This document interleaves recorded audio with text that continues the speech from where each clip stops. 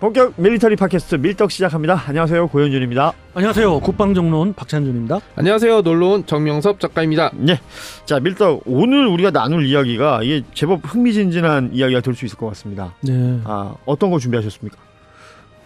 UAE라고 그러죠. 그 아랍에미레이트의 예. 무하마드 대통령인가요? 왔다 갔죠. 네, 왔다 갔잖아요. 최근 지금 방송 녹음 기준으로 최근에 왔다 갔는데 그 전 한 달 전에 루마니아 대통령이 또 왔었죠. 왔었죠. 예. 그때 제가 좀 눈여겨봤던 건 결국은 방산 쪽에 뭐 우리나라 방위산업체를 둘러온다고 했을 때 뭐 현대로템이나 그렇지 않으면 하나 에어로스페이스 가겠지.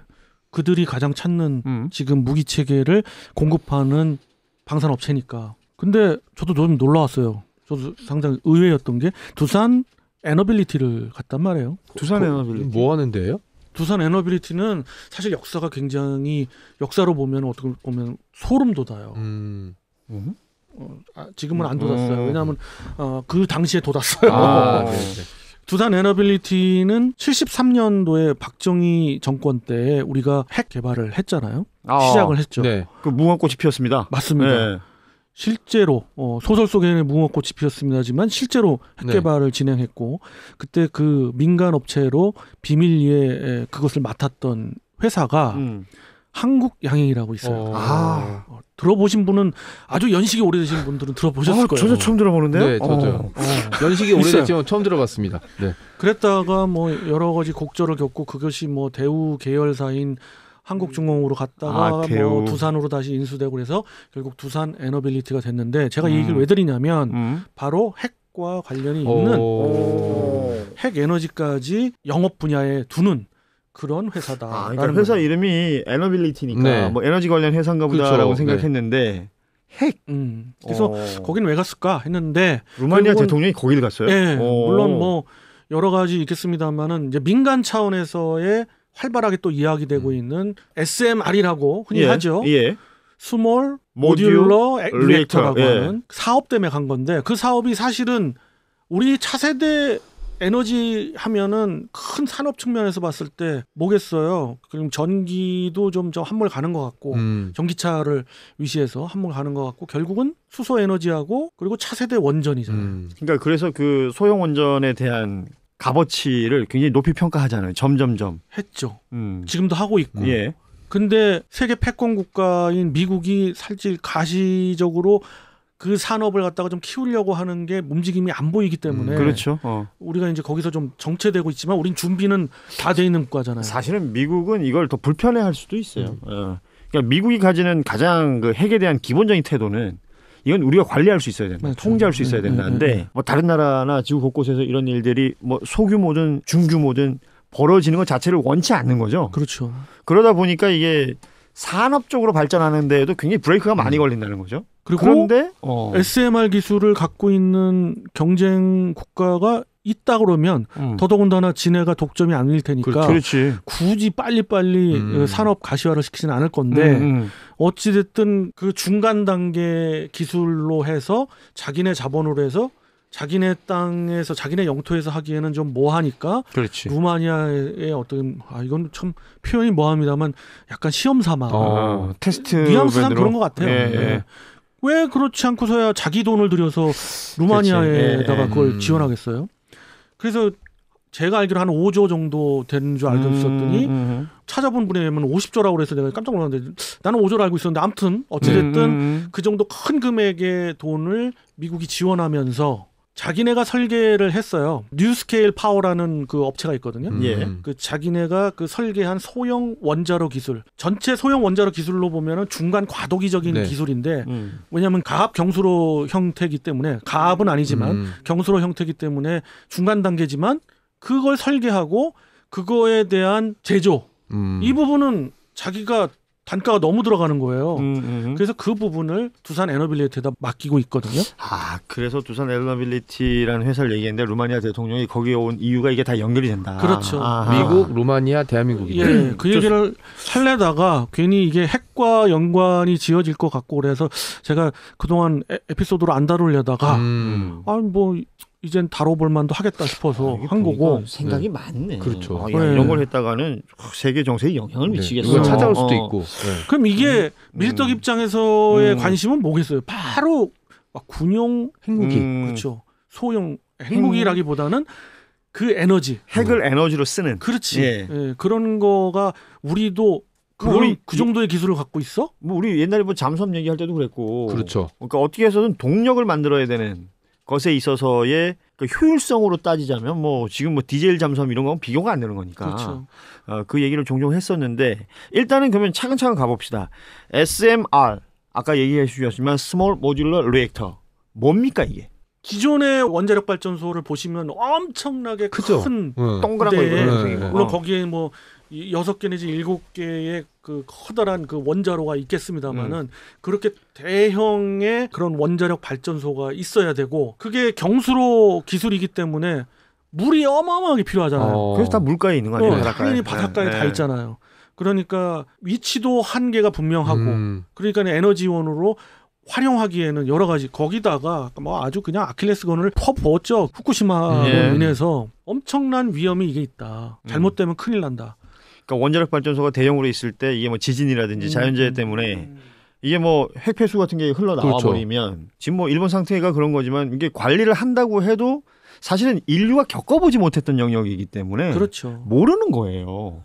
근데 이거는 예전부터 안전한 핵 그래가지고 뭐 그런 연구들을 굉장히 많이 해왔죠. 그리고 사실은 그 홍보하고 이랬던 것들 중에 우리가 신뢰할 수 없는 것들도 너무 많습니다. 맞습니다. 네, 뭐 알아야지 뭐. 그렇죠. 그리고 이것이 나중에 어떤 그 각광받을 수 있겠다 그래서 각 선진국에서 총력을 다해서 연구를 했습니다만은 다 실패 내지는 좀 효과가 미미했고 그리고 한계가 점점 느껴지고. 그렇죠. 네. 거기다가 이제 미국마저도 이 부분에 있어서의 한계가 있었고 러시아도 굉장히 발달된 그런 기술을 갖고 있음에도 불구하고 뭐 여러 가지 또 재정적인 측면이랄까 체르노빌에 대한 또 그 트라우마도 있었어요. 예. 그러니까 더더군다나 더 연구를 했습니다만 연구 단계에서 그쳤고 야, 정말 신의 한 수인지 그 러시아가 이제 몰락을 했을 때 소련이 몰락했을 때죠. 예.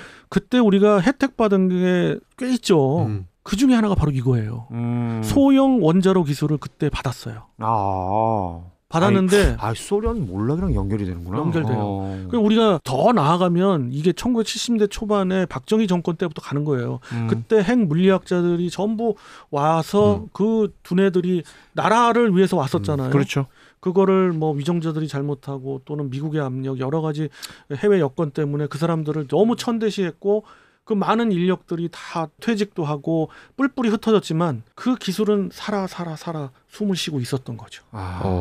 그게 점점 옛날 이야기 듣죠. 그죠. 재밌다. 그게 90년대 얘기하면 되게 길어지는데 괜찮아. 계속 해봐요. 지금은 주제가 그게 나는 아니니까 듣고 있는 건 별로 안 힘드니까. 좀 빨리 나갈게요. 거기에 90년대 초반에 그 러시아의 소형 원자로 기술까지 받아들였어요.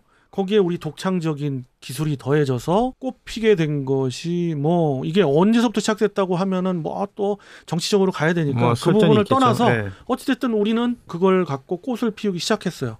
근데 가만히 미국에서 보니까 자기는 납이나 비스무트나 뭐 나트륨 기반의 원자로를 소형 원자로를 개발하는 데 있어서 특히 나트륨 쪽으로 온 전력을 쏟아붓고 있거든요. 미국에서는. 예, 빌 게이츠 재단에서. 근데 얘네 조그만 동방의 예의지국이 우리 대한민국에서는 싹 다 하는 거야. 납이든 비스무트든 나트륨이든 다 하고 요즘에는 용융 원자로까지 발전을 하고 있어요. 뭐 유레카라는 그 원자로 들어보셨을 거예요. 그 기술이 있는데 그게 바로 어떻게 보면 대한민국의 군 입장에서의 힘이에요. 그렇게 소형화가 된 그것이 조금 더 발전이 되면은 그러니까 소형화 그러니까 어느 정도로 작아진 거예요? 상당히 작습니다. 컨테이너 보시죠. 네. 컨테이너 안에 쏙 들어가요. 원자로가요? 100메가와트짜리가 열 에너지 기준이에요. 네. 그 전기 에너지 기준이 아니고 열 에너지 기준 100메가와트짜리가 컨테이너 하나에 들어간다. 컨테이너 하나에 들어가요. 100메가와트면 쉽게 설명드리면 미국의 핵 추진 잠수함 있죠. 네. 예, 최초 잠수함이 노틸러스 네. 잠수함. 그 잠수함의 그 추진체가 그 원자로가 60메가와트로 저는 알고 있어요. 뭐 제가 잘못 알고 있을 수도 있는데 네. 하여튼 80메가와트보다는 아래예요. 그러니까 어찌됐건 충분히 동력원으로 쓰일 수 있는 그 100메가와트면 충분하고도 남죠. 충분하고 남을 정도인데 이게 컨테이너 하나 정도에 들어갈 사이즈다. 그렇죠. 그 사이즈면 2개도 넣을 수 있어요. 잠수함에. 그러면 핵 추진 잠수함으로서 손색이 없죠. 근데 핵 추진 잠수함이라면 어때요? 무한히 작전할 수가 그렇죠. 있고 속도도 어마어마 3배 이상 빠르고 네. 이건 뭐 사실 재래식 우리가 뭐 요즘 와서 뭐 여러 뭐 완전 얘기가 다른 거지. 연료전지 얘기하지만 그 급이 다른 거죠. 그렇지. 게임 체인저. 근데 그거를 우린 고농축 우라늄을 그 기반으로 해서 만들 수가 없으니까 네. 그렇지. 그랬다면 절단나죠. 네. 저농축으로 된 그런 기술을 만든 거죠. 이거 정말 가시권에 있어요. 그 우리만 할 수 있는 거예요? 지금으로서는 저농축 분야에서는 우리가 그런 환경에 놓이게 된 거죠. 그렇지. 뭐 그러니까 필요에 의해서 미국이 계속 관찰하고 네. 있고. 그렇지만은 그 기술은 우리가 지금 이제 갖고 있는 거죠. 미국 입장에선 짜증 나겠다 하지 말라고 했는데 틈새를 찾아. 그러니까 민간에서 아까 아니 제가 미국이 바본 거지. 지들이 하는 거 그것만 대단한 거라고 생각하는 거지. 그러니까 이것만 막아 놓으면 쟤들이 아무것도 안 할 네. 거야라고 생각했는데 그 안에서 새로운 길을 찾아가는 거 아니에요. 그렇죠. 이거 뭐 어떻게 건드릴 수도 없어요. 그러니까 야 저거는 혹시 어떡하지? 이러고 있을거야 지금. 전 세계 핵 협정에 위반도 안 되고. 그러니까. 20% 이하의 저농축을 기반으로 한 소형 원자로를. 근데 그 안에서의 에너지원이 나오는 거는 혹 장난 아닌 거지. 그럼요. 그러면 이게 핵 잠수함만 이용되겠습니까? 핵 잠수함에 2개 넣을 수 있고 항공모함을 핵 추진으로 간다 그러면 이거보다 급이 더 큰 거 2개 넣든지 아니면 작은 걸로 개수를 4개를 넣을 수가 있고. 그저께 소형 원자로가 나오게 되면 사실 항공기도 원자력 비행기도 이제 다시 나올 수 있겠네요. 나오고 제가 생각하기엔 고고도 드론 같은 거 드론 모함 같은 거를 쓸 수 있겠네요. 그죠? 엔진의 어떤 에너지 기반을 그걸로 네. 가져간다 했을 때는 그러니까 우리가 지금 무한히 떠 있는 소형 원자로 하고 지금 컨테이너 하나의 사이즈가 사실은 그냥 일반 인간이 컨테이너 사이즈면 그것도 크잖아요. 네. 근데 그게 작아지고 요만해져가지고 여기 꽂힌 게 아이언맨 아닙니까? 아크 원자로. 그렇지. 아이언맨 아니야. 그러니까 그 소형화라는 건 그만큼 중요한 기술인 거지. 엄청난 기술인 거예요. 그리고 미래의 기술로 생각되어 왔던 것이고. 그러니까 에너지에 있어서의 큰 고민을 해결하는 거란 말이에요. 맞습니다. 이게 뭐 지금 우리가 무기체계 얘기하는 거니까 무기 얘기를 하는 거지만 산업에 이게 적용될 수 있다면 이건 또 완전히 또 혁명적인 일이 될 수 있는 거니까. 근데 그 기술에 있어서 우리가 굉장히 발전해 있는 것이고. 그렇습니다. 그래서 공표된 것만 말씀드린다면은 2022년 5월에 국방 과제로 나온 건데 차세대 다목적 열 에너지 발생기라고 돼 있어요. 발생기. 근데 그게 제안서에 보면 한 번 이제 연료 주입을 하고 나서 주유라고 해도 되죠. 네, 한 번 연료 주입을 하고 나서 20년을 그냥 쓴다고 해요. 그럼 그게 그 열원 발생기가 거기 말은 그런 표현이 전혀 없지만 내 차에 넣어주면 안 되나? 요새 기름값 비싸던데. 그러면 20년이면 요새 그런 거 있잖아요. 차에 기름 넣고 나면 앞으로 몇 킬로 갈 수 있다고 뜨잖아요. 네. 그거 넣으면 뭐라고 뜰까? 20년 동안. 이렇게 무한대로 뜨지 않을까? 이거는 제가 볼 때는 뭐 거기 표현은 안 했습니다만은 이건 소형 핵 원자로예요.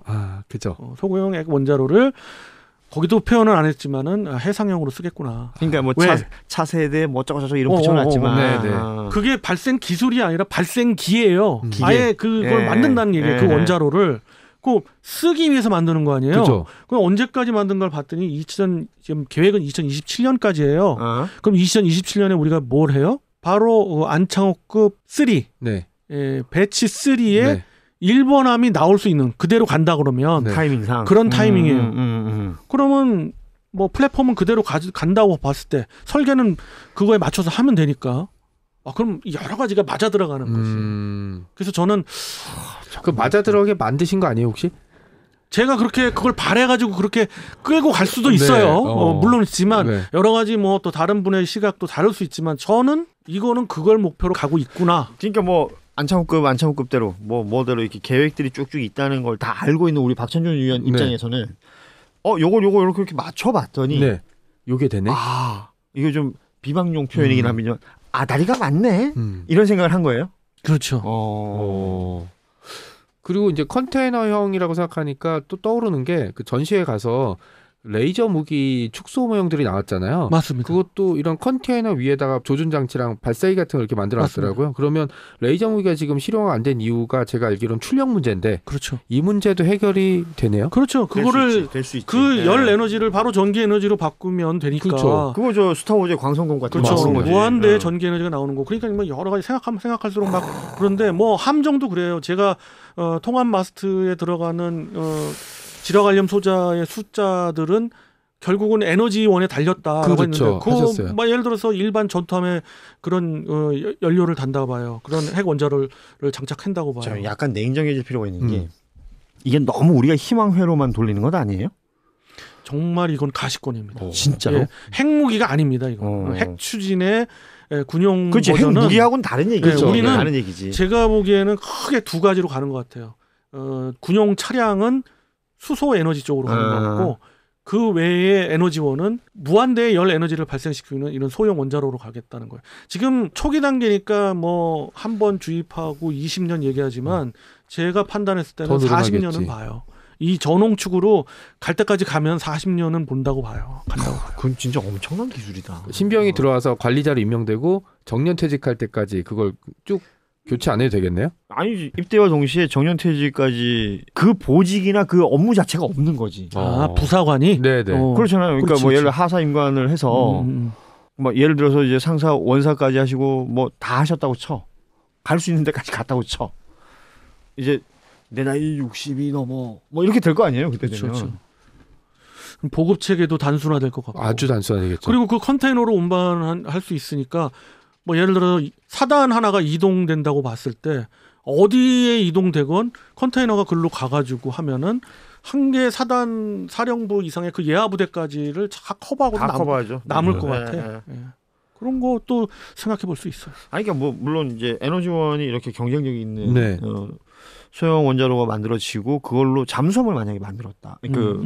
에너지원을 넣었다. 어느 정도의 경쟁력일까요? 지금의 상황과 비교해 보자면? 뭐 북한에 아무리 뭐 이야기를 한다고 하든 헌터 킬러 기능을 갖고 있는 핵 추진 원자력 잠수함들이 마양도라고 하는 그들의 기지 근처까지 깊숙이 파고들어서 바로 출항과 동시에 격침시키겠죠. 그러니까 그 밑에 한참 짱 박혀 있을 수 있는 거 아니야? 그렇죠.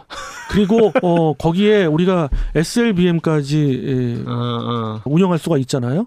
그러니까는 SLBM을 탑재한 SSBN 같은 그런 기능을 하는 원자력 추진 잠수함도 있다 그러면 주변국 중국이 우리를 무시 않겠죠. 중국이 자기네들하고 동급으로 보는 나라가 한 5개 국가가 있잖아요. 거기에 한국은 전혀 치질 않잖아요. 그렇지. 5,000년 역사 동안에 한 번도 그거에 껴주지 않았는데 고구려 이래로 이제 껴주겠지. 전 세계에서 우리 그 한국 사람들을 되게 쟤들 왜 저러지? 라고 볼 때가 그런 거잖아요. 중국 사람 무시할 때 우리가. 어떻게 중국을 무시해? 그리고 일본 사람들 무시할 때. 그죠. 일본 무시할 때 굉장히 놀라죠. 근데 우리는 그게 약간 일종의 DNA에 장착돼 있지 않습니까? 맞습니다. 아무튼 그렇습니다. 이 소형 원자로 이게 이제 현실화되면 이걸로 뭘 할 수 있다라는 게 현실화되면 생각할 수 있는 게 너무 많을 것 같아요. 그렇습니다. 지금 말씀드리는 거는 만약의 시리즈가 아니에요. 그래. 혹시 헷갈릴까 봐. 우리 이 정도로 지금 나와 있는데 여기서는 이게 끝이 아니다라는 거지. 맞습니다. 사실은 여기서부터 이제 시작이라고 봐도 되는 겁니다. 그러면 진짜 어찌 보면 아까 뭐 역사 얘기를 좀 해주셨지만 역사의 한 페이지를 또 한 번 탁 넘기는. 그것도 거의 도약이라고 부를 수 있을 정도로 압축시켜서 넘어갈 수 있는 거죠. 몇 가지 기술 중에 하나라고 저 들었거든요. 자주 얘기 못 드리는 이유 중에 하나가 비닉 사업이라 뭐 이야기도 않지만 루마니아 대통령이 두산 에너빌리티 갔다고 해서 거기에 착안해서 이렇게 얘기를 드렸긴 했는데 자주 얘기 못 드리고 또 많은 얘기를 못 드릴 수밖에 없고 알고 있는 것도 한정적이긴 해요. 그러나 확실한 거는 그 길로 가고 있다. 왜? 뭐 아예 차세대 과제를 근본적인 의문이 드는데 루마니아 대통령이 두산 에너빌리티 가가지고 딴 거 봤을 가능성은 없습니까? 저는 100% 없다고 봐요. 그거는 루마니아에 지금 두산에서 이제 중장비를 받았는지 저기 포크레인 팔고 있습니다. 제가 알고 있기로는 루마니아에 뭐 호수인가 있어요. 그 인공 호수는 아니고 자연 호수인데 거기에 미국에서 지금 개발하고 있는 미국이 설계한 그 원자로를 그대로 우리가 만든 걸로 해서 소형 원자로 기반으로 해서 모듈화 해가지고 갈아쳐놨어요. 아니 놓을 예정인 거죠. 예정이다. 돈을 들여서 그게 이제 확실하게 결정되는 건 자금 투입을 미국에서 확실히 하는 거를 제가 알기로는 계약을 내년에 해요. 그러니까 삼성물산하고. 그러기 위해서는 루마니아 대통령 입장에서는 뭔가 더 확실한 것이 있어야 되니 그러니까. 두산 에너빌리티에 와서 네. 한번 눈을 본 거죠. 이거 잘 돌아가나. 결국 사실은 루마니아 대통령 왔다 간 건 모르는 사람이 더 많습니다. 네. 왜냐하면 그 기간이 어떤 기간이었느냐를 생각해 보시면 되는데 뭐 김건희 여사가 다시 들어오니 많이 등장하니 많이 뭐 이러고 있었을 때란 말이에요. 그래서 루마니아 대통령이 왔다 갔는데 이때 김건희 여사 나타났냐 안 나타났냐가 이게 우리나라 뉴스의 거의 대부분이었어요. 맞습니다. 두산 에너빌리티 같은 거는 보지도 않았다고 우리나라 언론에서. 저도 회사 이름은 언뜻 들었지만 여기서 나올 줄 몰랐어요. 그러니까 이게 이렇게까지 중요한 포인트였다는 걸 밀떡 아니면 그 어디에서도 짚지 않습니다. 뭐 딴 데서 본 사람도 있으면 한번 말해봐요. 댓글 달아봐요. 여기서 소름 돋았어. 여기서. 네. 자, 끝내자. 자, 오늘은 저희가 여기서 인사드리고요. 다음 시간에 또 새로운 에피소드로 찾아뵙겠습니다. 여러분 고맙습니다. 안녕. 안녕히 계세요.